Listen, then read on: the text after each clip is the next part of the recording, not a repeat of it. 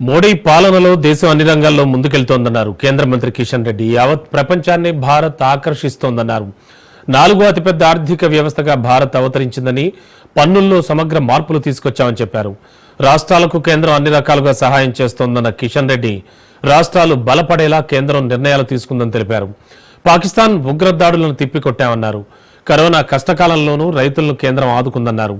ప్రజలకు నాణ్యమైన వైద్య సేవలు అందిస్తున్నామన్న కేంద్ర మంత్రి, వందే భారత్ రైలు తీసుకొచ్చామని, ఎయిర్పోర్ట్ల సంఖ్య పెంచామన్నారు.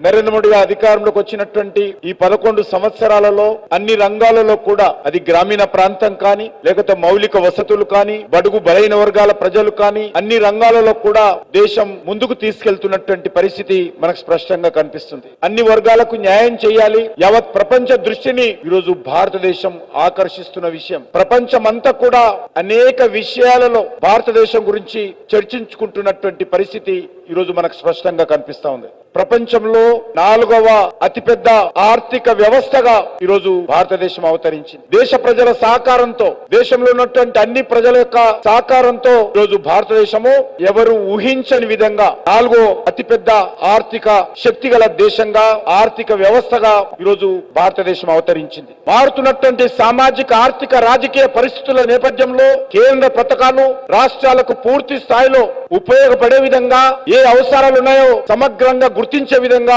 నీతి ఆయోగ్ ను ప్రవేశపెట్టినటువంటి విషయాన్ని మీ దృష్టికి తీసుకొస్తా ఉన్నాను. రాష్ట్రాల పరిస్థితి నరేంద్ర మోడీ గారికి తెలుసు కాబట్టి, రాష్ట్రాలు కూడా ఆర్థికంగా బలంగా ఉండాలి అని ఆకాంక్షించేటువంటి వ్యక్తిగా నరేంద్ర మోడీ గారు ప్రధానమంత్రి అయిన తర్వాత 32% ఉన్నటువంటి రెవల్యూషన్ ఫండ్స్ లో ఈరోజు మరి 42% గా పెంచిన విషయాన్ని, రాష్ట్రాలకు నిధులు సమకూరుస్తున్న విషయాన్ని నేను ఈ సందర్భంగా మనవిస్తున్నాను. పాకిస్తాన్ ఐఎస్ఐ కార్యక్రమాలు కూకటి వేళ్లతో పెకిలించి పూర్తి స్థాయిలో ఐఎస్ఐ కార్యక్రమాలకు చరమగీతం పాడినటువంటి ప్రభుత్వము నరేంద్ర మోడీ గారి ప్రభుత్వం అని మనవి చేస్తా ఉన్నాను. మోడీ గారి నేతృత్వంలో దేశ భద్రతకు అత్యంత ప్రాధాన్యత ఇస్తా ఉన్నాము. దేశ గౌరవాన్ని పెంచేటువంటి ప్రయత్నం చేస్తా ఉన్నాం. ఉగ్రవాదుల మీద బ్రహ్మోస్ అనేటువంటి క్షిపణులు కూడా ప్రయోగించి భారతదేశ గౌరవాన్ని ఏ రకంగా